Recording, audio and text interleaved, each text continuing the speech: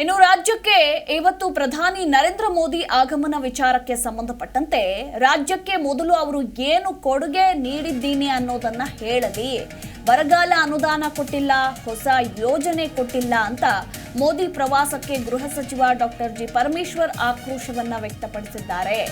ಮೋದಿ ಕರ್ನಾಟಕಕ್ಕೆ ಬಂದು ಹೋಗಿದ್ದಾರೆ, ಮುಂದೇನೂ ಕೂಡ ಬರ್ತಾರೆ. ನಾನು ಅನೇಕ ಪ್ರಶ್ನೆಗಳನ್ನ ಕೇಳಿದ್ದೇನೆ. ರಾಜ್ಯಕ್ಕೆ ಅವರು ಏನು ಕೊಡುಗೆ ಕೊಟ್ಟಿದ್ದಾರೆ ಅನ್ನೋದನ್ನ ನಾನು ಕೇಳಿದ್ದೇನೆ.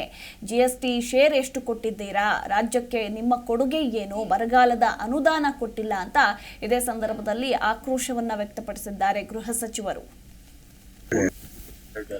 ಮುಂದೇನು ಕೂಡ ಎರಡನೇ ಸ್ಟೇಜ್ದು ಎಲೆಕ್ಷನ್ಸ್ ಏನಿದೆ ಉತ್ತರ ಕರ್ನಾಟಕದಲ್ಲಿ, ಅಲ್ಲಿ ಕೂಡ ಬರ್ಬೋದು. ನಾವು ಅನೇಕ ಪ್ರಶ್ನೆಗಳನ್ನು ಅವರಿಗೆ ಕೇಳಿದ್ದೇವೆ. ರಾಜ್ಯಕ್ಕೆ ನೀವು ಏನು ಕೊಡುಗೆ ಕೊಟ್ಟಿದ್ದೀರಿ,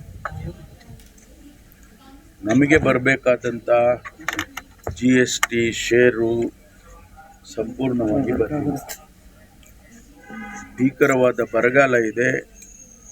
NDRFನಲ್ಲಿ ನಮಗೆ ಹಣ ಬಿಡುಗಡೆ ಆಗಿದೆ.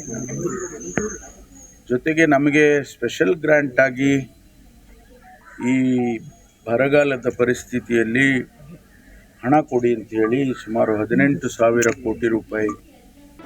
ಜಿ ಕನ್ನಡ ನ್ಯೂಸ್ ಈಗ ನಿಮ್ಮ ಮನೆಯಲ್ಲೇ ನೋಡಿ. ಎಲ್ಲ ಕೇಬಲ್ಗಳಲ್ಲಿ ಈಗ ಲಭ್ಯ.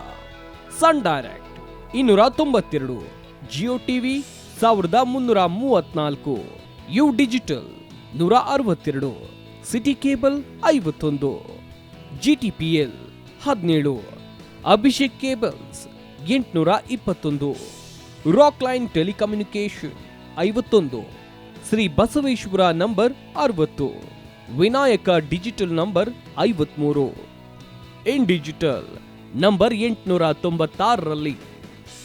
ನಿಮ್ಮಿಸ್ತದ ಜಿ ಕನ್ನಡ ನ್ಯೂಸ್ ನೋಡಿ ಆನಂದಿಸಿ.